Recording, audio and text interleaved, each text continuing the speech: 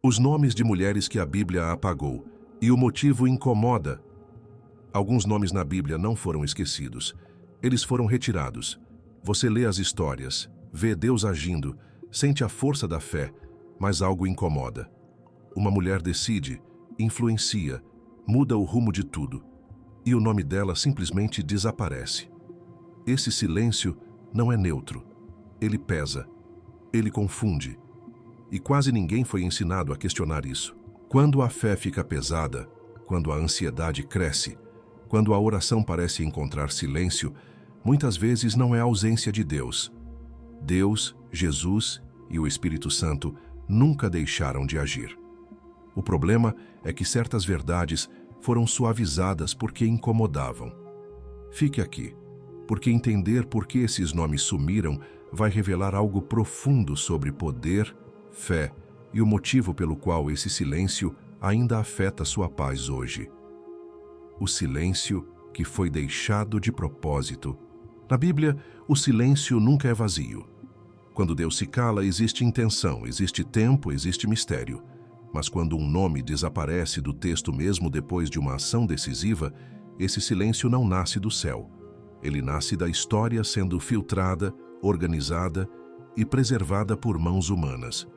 E essa diferença muda completamente a forma como entendemos fé, autoridade e propósito. Existem mulheres nas Escrituras que tomaram decisões espirituais reais, protegeram promessas frágeis, sustentaram alianças em momentos críticos e influenciaram diretamente o rumo de povos inteiros. O efeito dessas ações permanece registrado.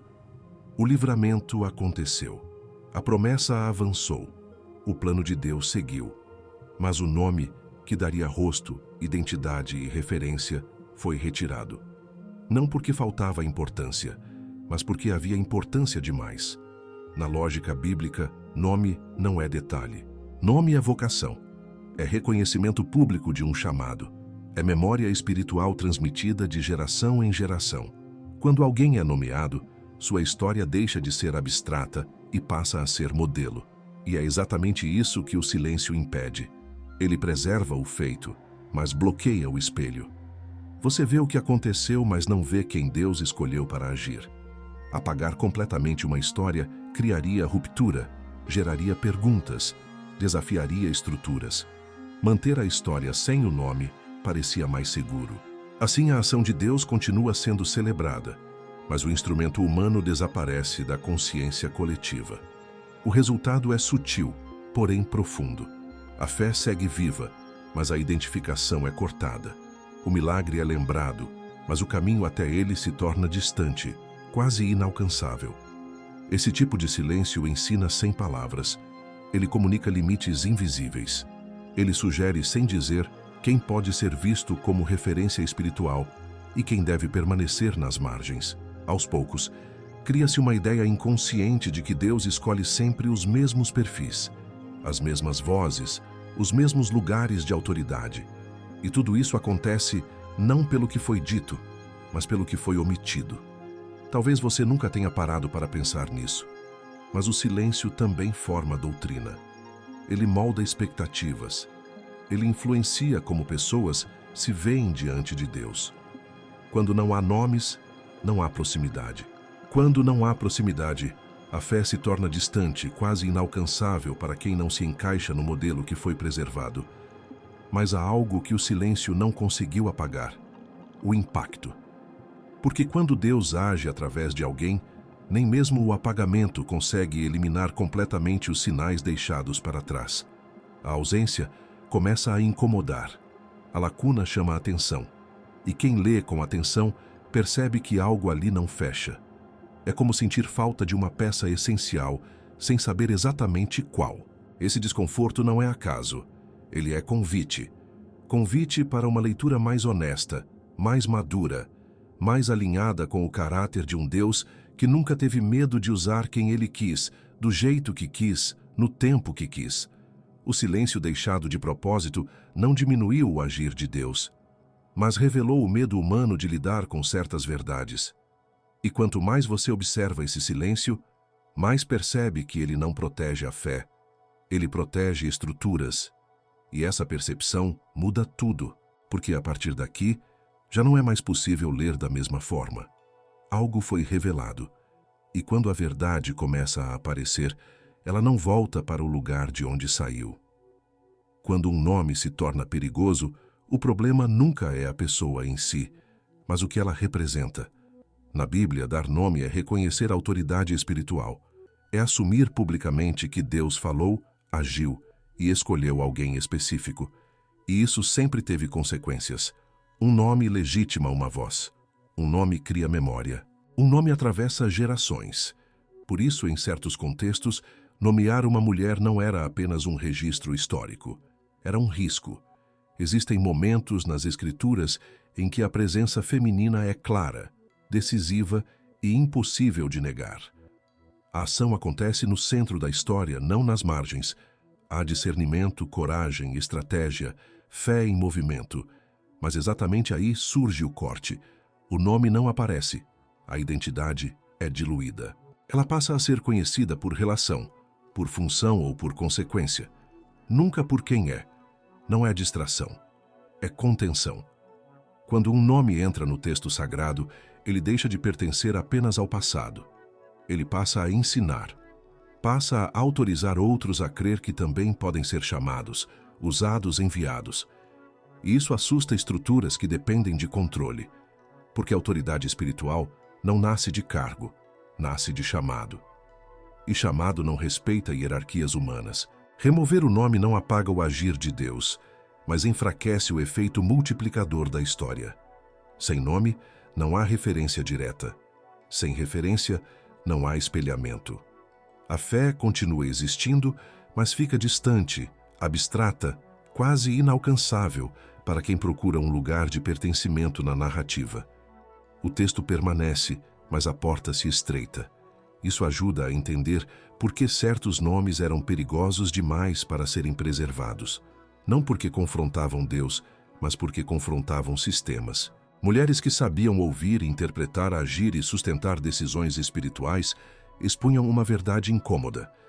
Deus não limita sua voz a estruturas rígidas. Ele fala onde encontra coração disponível, e isso quebra qualquer tentativa de monopólio espiritual. O mais sutil é que o apagamento não acontece com violência. Ele acontece com normalidade. Com o tempo, o silêncio vira tradição. A ausência vira costume. E quem lê passa a achar natural que certas vozes não tenham nome, não tenham rosto, não tenham lugar claro na memória da fé. O perigo deixa de ser percebido, mas o efeito continua ativo. Esse padrão não pertence apenas ao passado. Ele molda até hoje a forma como muitas pessoas se enxergam diante de Deus. Quando nomes são omitidos, mensagens silenciosas são transmitidas. Quem pode ensinar? Quem pode liderar? Quem pode ser ouvido? Tudo isso é aprendido não pelo que foi dito, mas pelo que nunca foi nomeado. E aqui surge uma pergunta inevitável. Se Deus não teve medo de agir através dessas mulheres, por que houve tanto cuidado em esconder seus nomes? A resposta não está na vontade divina, mas no receio humano de perder controle sobre quem pode ser reconhecido como autoridade espiritual. Mesmo assim, algo escapou. Porque o agir de Deus sempre deixa rastros. O texto guarda sinais. As decisões estão lá, as consequências também. E quando alguém lê com atenção, percebe que o nome ausente não significa ausência de importância. Significa exatamente o contrário. A partir desse ponto, fica impossível ignorar que o silêncio foi uma escolha. E toda escolha revela um medo. Medo do que acontece quando a verdade recebe nome, rosto e voz. E esse medo ainda existe, porque nomes continuam tendo poder. E reconhecer isso exige mais coragem do que manter o silêncio. Durante muito tempo, a fé foi apresentada como uma história completa, bem resolvida, sem lacunas. Mas quando você observa com mais atenção, percebe que o que chegou até nós não foi exatamente a totalidade da experiência espiritual, e sim uma narrativa filtrada. Não filtrada por Deus, mas por quem teve o poder de contar, registrar e transmitir essa história. E toda a história contada de um único lado carrega limites. Quando apenas um ponto de vista é preservado, ele passa a ser tratado como absoluto. Outras vozes não precisam ser atacadas, basta não serem incluídas. Assim, a fé segue funcionando, as tradições permanecem, mas a diversidade de experiências espirituais se perde no caminho. O resultado é uma compreensão parcial apresentada como se fosse total. Isso não significa que a Bíblia seja falsa, significa que ela foi transmitida dentro de contextos humanos, culturais e políticos específicos. E nesses contextos, algumas experiências eram consideradas centrais, enquanto outras eram vistas como secundárias, inconvenientes ou difíceis de enquadrar. O problema não está no que foi contado, mas no que ficou de fora. Quando a fé é contada sempre a partir da mesma perspectiva, ela começa a parecer distante para quem não se reconhece nela. Pessoas passam a acreditar que Deus fala de um jeito específico, para um tipo específico de gente, em situações muito delimitadas. Tudo o que foge disso parece exceção, quando na verdade sempre fez parte da história. Mulheres nesse cenário não eram apenas personagens, eram portadoras de experiências espirituais que não cabiam facilmente nos modelos estabelecidos. Elas ouviam, discerniam, agiam e sustentavam decisões que não passavam necessariamente pelos canais oficiais de validação. Isso não era rebeldia, era intimidade com Deus. Mas intimidade fora do controle assusta. Contar a fé de um único lado cria uma ilusão perigosa. A ilusão de que Deus age de forma previsível, de que a espiritualidade segue uma linha reta, organizada, sem desvios. Mas a própria Escritura desmente isso. Deus sempre escolheu caminhos inesperados, pessoas improváveis, situações desconfortáveis. O problema é que nem todas essas escolhas foram narradas com o mesmo peso. Com o tempo, essa narrativa parcial moldou a forma como muitos se aproximam de Deus. Há quem ache que não pode ouvir, não pode falar, não pode ser usado, porque nunca se viu representado na história que recebeu. A fé vira algo admirado à distância, não vivido de perto. E isso gera frustração, culpa, sensação de inadequação. Mas quando você começa a perceber que a história foi contada a partir de um recorte, algo se liberta. Você entende que o silêncio não é ausência de Deus, mas ausência de registro. Que a falta de representação não significa falta de chamado. E que a espiritualidade verdadeira sempre foi mais ampla do que nos ensinaram. Essa percepção não destrói a fé. Ela amadurece, ela devolve profundidade, ela permite enxergar Deus além dos limites impostos por narrativas únicas. E quando isso acontece, a Bíblia deixa de ser um livro distante e passa a ser um espaço vivo, onde mais pessoas cabem, mais experiências fazem sentido, mais vozes encontram eco. O desconforto que surge a partir dessa descoberta não é sinal de erro, é sinal de expansão. Porque toda vez que a verdade se amplia, ela exige revisão. E essa revisão começa quando percebemos que a fé nunca foi de um lado só, mesmo que tenha sido contada assim. As mulheres que sabiam demais. Existe um tipo de conhecimento que sempre foi visto como ameaça. Não porque seja falso, mas porque é profundo. Conhecimento que não vem de cargo, nem de posição social, nem de autorização institucional.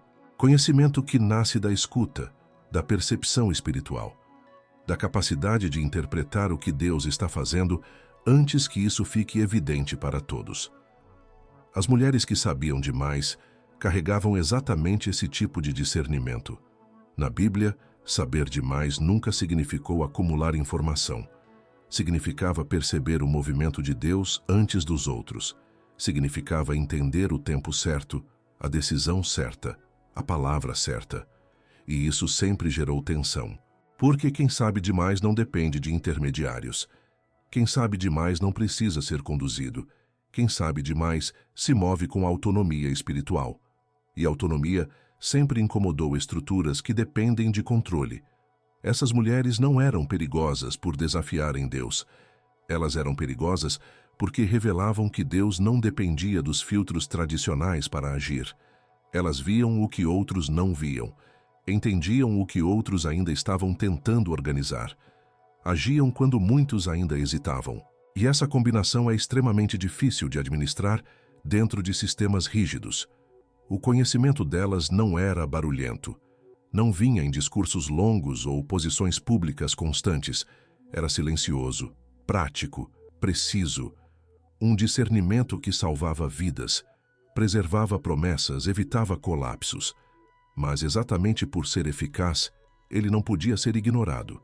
E exatamente por não poder ser ignorado, precisava ser contido. Quando uma mulher demonstra saber espiritual, ela expõe uma verdade incômoda. Deus fala com quem Ele quer, revela a quem Ele escolhe. E isso desmonta qualquer tentativa de hierarquizar a intimidade com o sagrado. O problema nunca foi o saber, foi a origem desse saber. Um conhecimento que não passou por validação humana, mas por experiência direta com Deus. Por isso, muitas vezes, o texto registra a consequência, mas não preserva o rosto por trás da decisão. A escolha certa aconteceu. O livramento veio. A promessa avançou. Mas quem teve clareza suficiente para agir no momento exato, desaparece da memória explícita. O conhecimento fica sem dono. A sabedoria vira algo abstrato, sem referência pessoal. Esse apagamento cria uma ilusão perigosa. A ilusão de que discernimento espiritual profundo é exclusivo de poucos, sempre os mesmos, sempre nos mesmos lugares.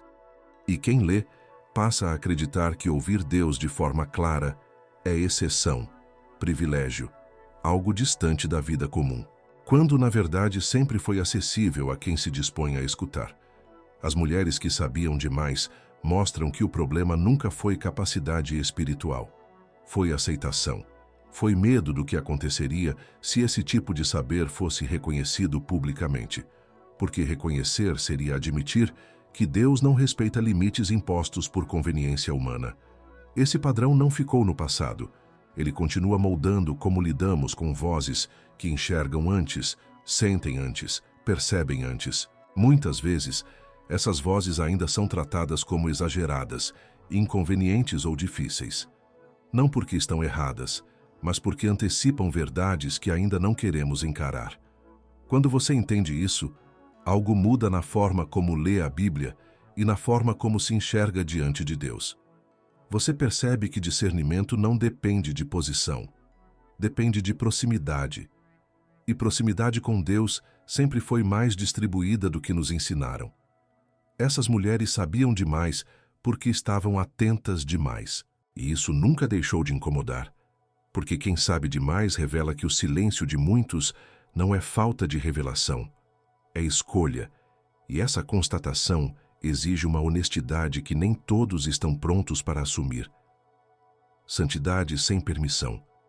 Existe uma forma de santidade que não pede licença. Ela não nasce de cargos, não depende de reconhecimento público e não se submete a validações externas. É uma santidade construída no secreto, na fidelidade diária, na obediência silenciosa. E exatamente por isso, ela sempre causou desconforto. Porque não pode ser controlada. Na Bíblia, santidade nunca foi sinônimo de posição. Foi sinônimo de alinhamento. Gente comum vivendo de forma extraordinariamente sensível à voz de Deus. O problema é que, quando essa santidade se manifesta fora das estruturas esperadas, ela ameaça o equilíbrio de quem acredita que a autoridade espiritual precisa ser concedida por homens antes de ser exercida. As mulheres que viveram essa santidade não esperaram autorização para ouvir Deus, nem para agir quando ouviram. Elas responderam. Agiram com temor, sim, mas também com convicção. Não pediram espaço. Ocuparam o que já lhes havia sido confiado pelo próprio Deus. E isso expôs uma verdade incômoda. O chamado precede a permissão humana. Esse tipo de santidade não faz barulho, não busca palco, não tenta convencer ninguém. Ela simplesmente se manifesta na hora certa. E quando aparece, desmonta discursos. Porque não há como negar fruto quando ele é visível. Não há como questionar resultado quando vidas são preservadas. Decisões são acertadas e promessas continuam avançando. É por isso que essa santidade precisava ser suavizada nos registros. Não dava para negá-la completamente, mas também não dava para exaltá-la sem gerar perguntas perigosas. Quem autorizou? Quem permitiu? Quem validou? A solução foi mantê-la funcional, porém anônima. Útil, mas não referencial. Esse padrão ensina algo de forma silenciosa. Ensina que santidade pode existir, desde que não confronte hierarquias, desde que não gere inspiração direta, desde que não desperte autonomia espiritual em quem lê. A fé continua sendo celebrada, mas dentro de limites bem definidos. O problema é que Deus nunca respeitou esses limites. Ele sempre escolheu quem ninguém esperava, falou com quem não estava no centro, usou quem não tinha credencial. E toda vez que isso acontece, a santidade se torna ameaça, não porque é impura, mas porque é livre. Quando uma mulher vive santidade sem permissão, ela revela que intimidade com Deus não é distribuída por mérito institucional. É construída por entrega. E essa revelação desloca o poder, porque quem tem intimidade não depende de intermediários para discernir o que Deus está fazendo. Ao longo do tempo, essa santidade foi sendo diluída na memória coletiva, tornou-se exceção, tornou-se detalhe, tornou-se algo bonito, mas distante. E isso gera um efeito profundo em quem lê. Pessoas passam a acreditar que viver uma fé viva, sensível e atuante é algo reservado a poucos escolhidos, quando na verdade sempre foi acessível. Mas quando você começa a perceber esse padrão, algo se rompe. Você entende que santidade não é autorização concedida, é resposta dada. Não é permissão recebida, é obediência vivida. E isso devolve dignidade à experiência espiritual de quem sempre se sentiu à margem. Essa santidade nunca deixou de existir, apenas foi escondida atrás de silêncios convenientes. Mas o caráter de Deus continua o mesmo. Ele ainda responde a corações atentos, ainda age através de quem se dispõe, ainda se revela fora das estruturas quando elas se tornam obstáculos. E talvez o maior incômodo dessa verdade seja perceber que Deus nunca pediu permissão para usar quem Ele quis. Foram os homens que tentaram organizar isso depois. E toda vez que tentam, algo essencial da fé se perde. Não são histórias preservadas, identidades retiradas. Existe uma diferença profunda entre preservar um acontecimento e preservar quem o viveu. Na Bíblia, muitas histórias atravessaram séculos intactas em seus efeitos, mas fragmentadas em suas origens humanas. O livramento está lá. A decisão certa aconteceu. A promessa avançou. Mas a identidade de quem esteve no centro da ação foi dissolvida no texto. Não por esquecimento, mas por escolha. Quando uma identidade é retirada, a história perde corpo. Ela continua sendo contada, mas deixa de ser encarnada. O leitor aprende o que aconteceu, mas não aprende com quem aconteceu. E isso altera completamente a forma como a fé é transmitida. O agir de Deus vira conceito, não exemplo. Vira ideia, não caminho possível. Esse tipo de preservação seletiva cria uma espiritualidade segura, mas distante. Segura porque não confronta estruturas. Distante porque não permite identificação direta. Você admira o que Deus fez, mas não consegue se ver ali. A história inspira reverência, mas não gera pertencimento. E isso não é detalhe. Isso molda gerações inteiras de fé. Quando o texto retém a identidade, ele também retém a complexidade. A coragem vira abstração. A obediência vira princípio genérico. O risco vira metáfora. Tudo fica limpo demais, controlável demais. Mas a fé real nunca foi assim. Ela sempre foi vivida por pessoas reais, em contextos confusos, com decisões difíceis e consequências concretas. As mulheres cujas identidades foram retiradas não deixaram de existir na narrativa divina. Elas apenas deixaram de ser reconhecidas na narrativa humana. O céu sabe quem elas são. A terra decidiu não lembrar, e essa decisão teve efeitos duradouros, porque memória espiritual não é apenas lembrança, é autorização simbólica para repetir. Quando você conhece o nome, você entende que aquilo foi possível, que alguém viveu, que alguém ousou, que alguém respondeu ao chamado. Sem nome, a história parece distante, quase mítica. Com nome, ela se torna acessível, possível, repetível, e é exatamente isso que o apagamento impede. Esse mecanismo é mais sutil do que parece. Não gera revolta imediata, não provoca ruptura. Ele age aos poucos, moldando o imaginário coletivo. Ensina quem pode ser lembrado, quem pode ser citado, quem pode ser usado como referência e quem deve permanecer como pano de fundo silencioso. Ao longo do tempo, isso cria uma fé admirada, mas não vivida, uma espiritualidade contemplativa, mas não encarnada. Pessoas passam a crer em Deus, mas não a crer que podem ser usadas por Ele de forma plena, porque nunca se viram ali. Nunca tiveram um nome que dissesse: isso também pode acontecer através de você.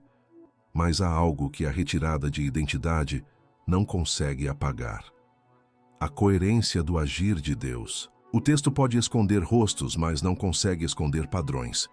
E o padrão é claro: Deus sempre age através de quem se dispõe, não de quem ocupa posições privilegiadas. Ele responde a corações atentos, não a estruturas rígidas. Quando você começa a ler com essa consciência, algo se ajusta por dentro.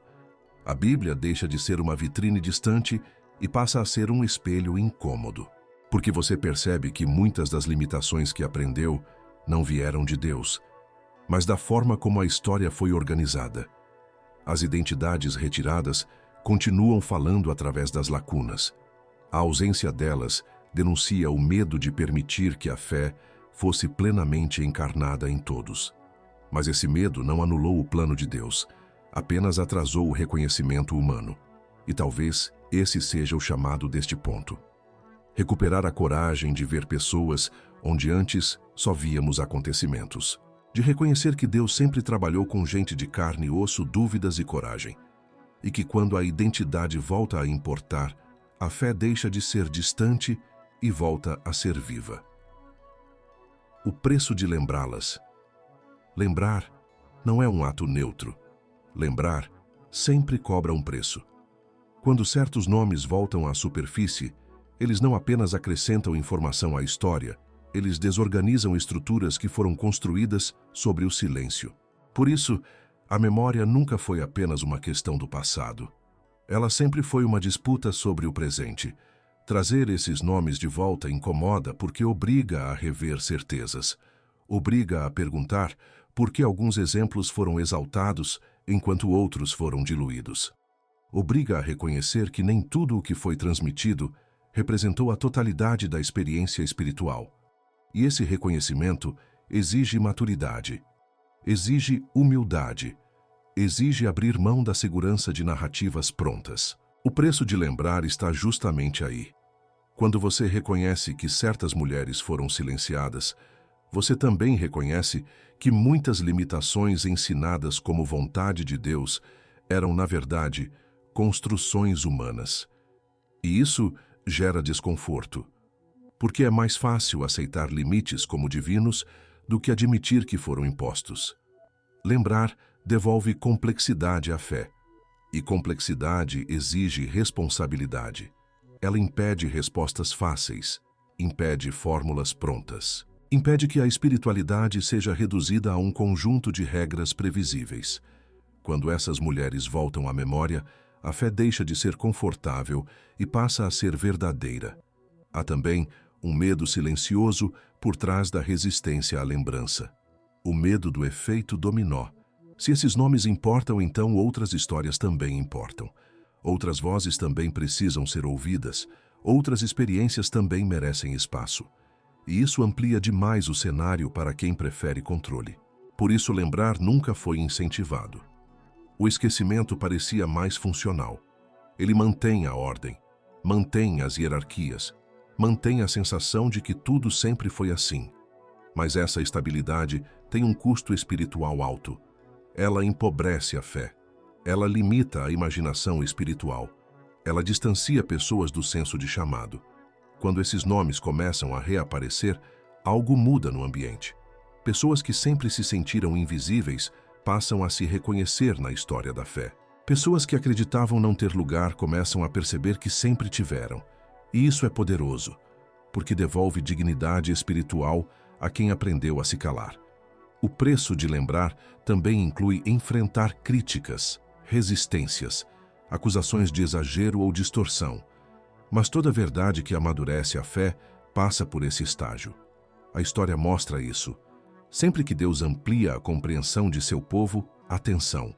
Não porque Deus mudou, mas porque a leitura ficou mais honesta. Lembrar exige coragem porque desmonta a ideia de que a fé precisa ser protegida da verdade. Como se Deus fosse frágil demais para suportar uma leitura mais ampla. Mas Deus nunca precisou ser protegido. O que sempre precisou de proteção foram estruturas que confundiram controle com fidelidade. Quando você entende o preço de lembrar, também entende por que o silêncio foi tão conveniente por tanto tempo. Ele evitava conflito, evitava revisão, evitava crescimento, mas evitava também profundidade. E sem profundidade, a fé se torna repetição, não transformação. Trazer esses nomes de volta não diminui a Escritura. Pelo contrário, ela se torna mais viva, mais humana, mais coerente com o Deus que sempre escolheu agir fora das expectativas. O incômodo que surge é sinal de que algo verdadeiro está sendo tocado. E talvez o maior preço de lembrar seja esse. Não dá mais para fingir que não vimos. Não dá mais para voltar à leitura superficial. Algo foi revelado. E toda revelação exige resposta. Porque depois que a memória desperta, o silêncio deixa de ser opção. O padrão de Deus ao escolher os não creditados. Quando se observa a Bíblia com atenção suficiente, um padrão começa a se repetir de forma quase desconcertante. Deus raramente escolhe quem parece óbvio. Ele age fora das expectativas, fora dos centros de poder, fora das estruturas que tentam organizar o sagrado. E muitas vezes, ele escolhe pessoas que a história não se preocupa em acreditar.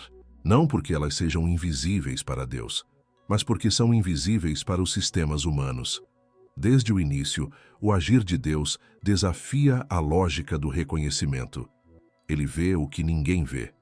Ele confia em quem ninguém apostaria. Ele se move através de quem não está no centro do palco. Esse padrão não é exceção, é método. E quando entendemos isso, o apagamento de certos nomes deixa de parecer um erro isolado e passa a revelar uma tensão constante entre o agir divino e o controle humano. Os não creditados carregam algo em comum. Eles não agem para serem vistos. Eles respondem porque ouviram. Não buscam validação pública, buscam fidelidade. E essa postura os torna livres. Livres para obedecer sem negociar. Livres para agir sem esperar aplauso. Livres para desaparecer depois que a vontade de Deus foi cumprida. Essa liberdade é poderosa, mas também desconfortável para quem constrói autoridade a partir de reconhecimento. Quando Deus escolhe alguém que não será lembrado, ele expõe uma verdade essencial. O reino não funciona com a mesma lógica do mundo. O valor não está na visibilidade, mas na obediência. O impacto não depende de fama, mas de alinhamento. E isso confronta uma espiritualidade que mede sucesso por reconhecimento humano. As mulheres cujos nomes foram apagados se encaixam perfeitamente nesse padrão. Elas foram usadas porque estavam disponíveis, não porque eram convenientes. Elas ouviram quando muitos hesitavam. Agiram quando outros precisavam de confirmação. E depois, aceitaram desaparecer da narrativa humana sem desaparecer do propósito divino. Isso não significa que Deus desejava o apagamento. Significa que ele não depende do reconhecimento humano para cumprir seus planos. O problema é que, ao longo do tempo, essa dinâmica foi usada como justificativa para normalizar o silêncio imposto, como se invisibilidade fosse virtude obrigatória, quando, na verdade, foi consequência de escolhas humanas. Existe uma diferença profunda entre ser humilde e ser silenciado. Deus honra a humildade, mas ele nunca pediu que a verdade fosse escondida, nunca exigiu que a memória fosse seletiva. O padrão divino revela escolha. O padrão humano revela controle. Confundir esses dois gera distorções perigosas na forma como entendemos fé e chamado. Quando apenas os mesmos perfis recebem crédito, cria-se a ilusão de que Deus age de forma limitada. Mas quando observamos os não creditados, percebemos a amplitude do agir divino. Ele atravessa fronteiras sociais, culturais e religiosas. Ele alcança quem está atento, não quem está posicionado. Esse padrão também lança luz sobre algo muito atual. Quantas pessoas hoje vivem experiências profundas com Deus, mas se sentem pequenas demais para serem usadas? Quantas acreditam que sua fé só tem valor se for reconhecida publicamente? Ao perceber que Deus sempre trabalhou com não creditados, essa lógica começa a ruir. Deus nunca precisou de holofotes para agir. Ele sempre precisou de corações disponíveis. E esses corações, muitas vezes, pertencem a pessoas que a história não escolheu lembrar. Mas o céu lembra. O efeito permanece. O plano avança. Quando você entende esse padrão, algo se ajusta dentro de você. A necessidade de reconhecimento perde força, a comparação perde sentido, e a obediência ganha centralidade. Porque fica claro que, para Deus, ser fiel sempre foi mais importante do que ser lembrado. E talvez essa seja uma das verdades mais libertadoras e mais incômodas ao mesmo tempo. Deus age através de quem ninguém acredita, e isso expõe o quanto confiamos mais na validação humana do que na coerência do agir divino.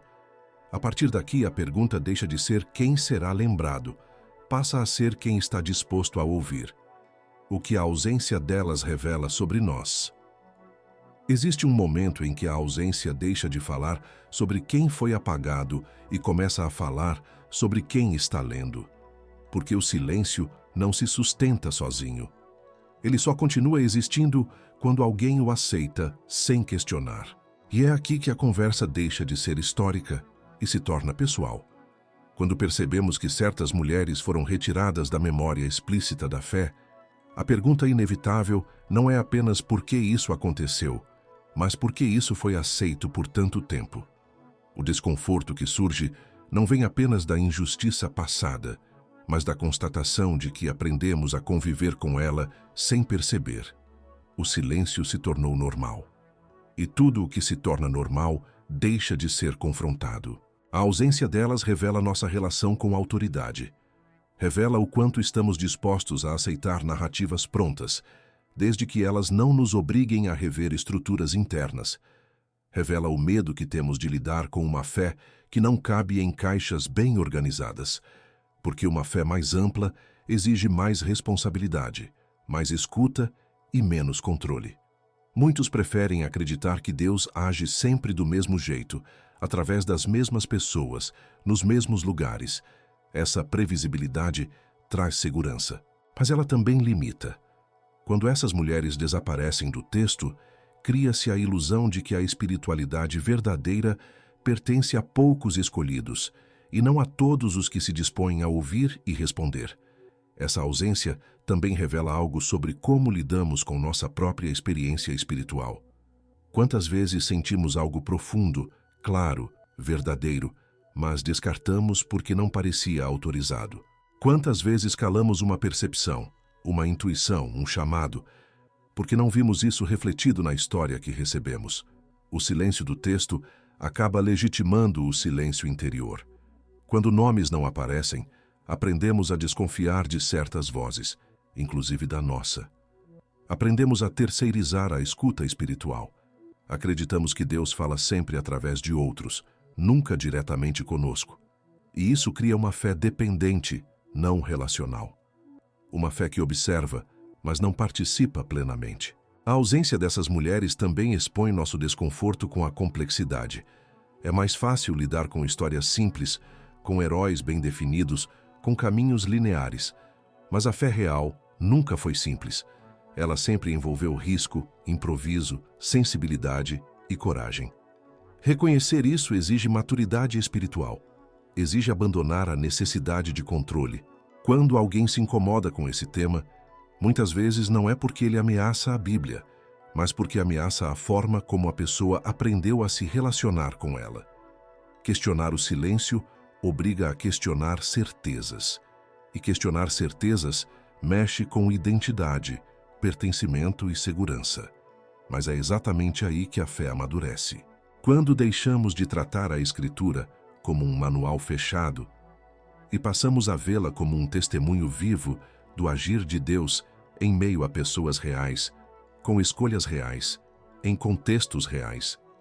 A ausência delas nos convida a uma leitura mais honesta e mais humilde. Essa ausência também revela algo esperançoso.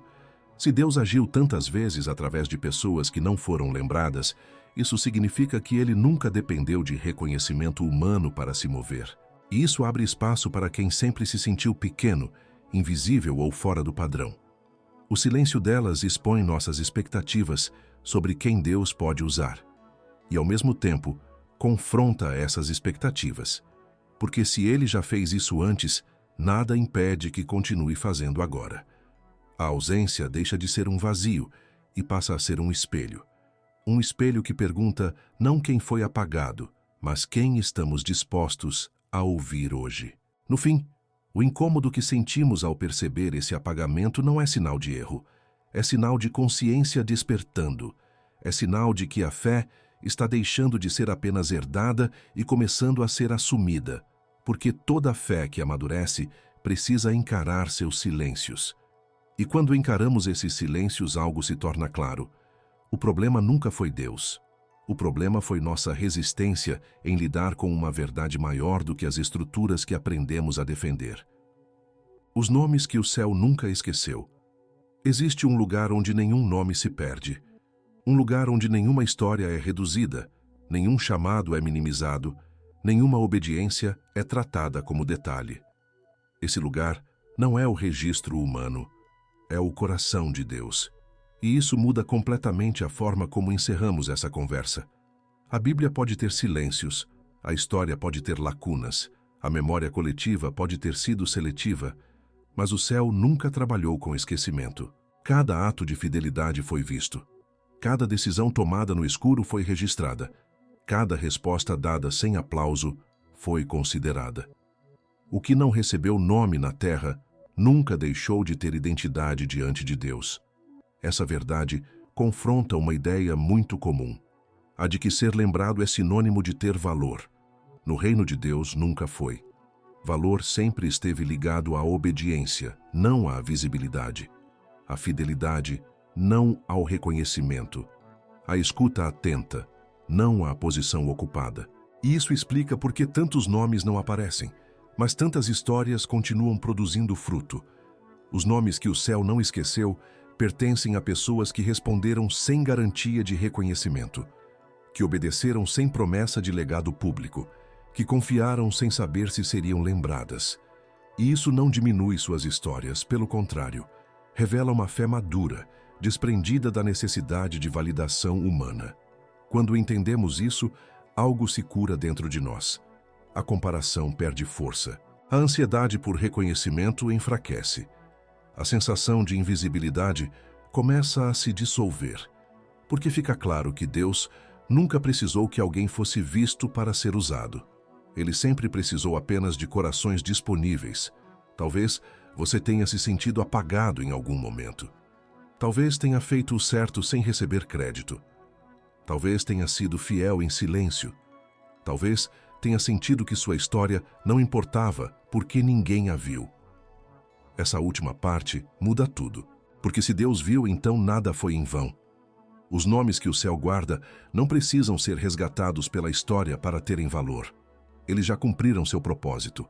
Mas quando percebemos que eles existem, nossa fé se expande, porque entendemos que há espaço para nós também.